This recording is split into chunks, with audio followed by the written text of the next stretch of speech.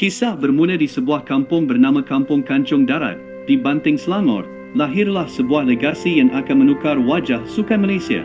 Siddiq Abdullah Kamar, seorang bapa dan jurulatih yang percaya, kehebatan sebenar bermula di rumah. Dari sini lahirlah 5 adik-beradik iaitu Misbon, Razif, Jalani, Rahman dan Rashid. Mereka diasuh dengan disiplin besi dan semangat juang yang ditanam oleh bapa mereka untuk menjadikan 5 beradik ini sebagai legenda jago badminton dunia. Misbon Siddiq adalah yang sulung daripada 5 Siddiq bersaudara dan yang pertama membawa nama keluarga ini ke pentas antarabangsa. Pencapaian peribadi tertinggi Misbon di pentas utama adalah merangkul naib juara Piala Dunia 1982 dan naib juara All England 1986. Walaupun tidak sempat merangkul kejuaraan utama perseorangan yang diidamkan, beliau telah meninggalkan legasi inovasi yang terkenal servis S yang licik. Servis ini, yang kemudiannya diharamkan oleh Persekutuan Badminton Antarabangsa, membuktikan pemikiran beliau yang sentiasa ingin menentang konvensional.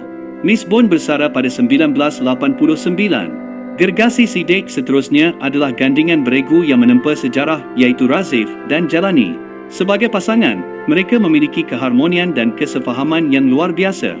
Dengan kepantasan yang membelah angin dan pukulan smash yang padu, mereka mendominasi arena beregu dunia. Tahun 1982 menyaksikan mereka merangkul gelaran berprestij All England, satu pengisytiharan bahawa kuasa badminton beregu telah berpindah ke tangan Malaysia.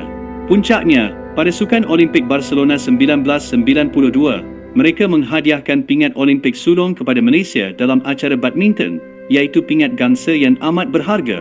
Mereka adalah perintis, membuka laluan untuk atlet Malaysia yang lain.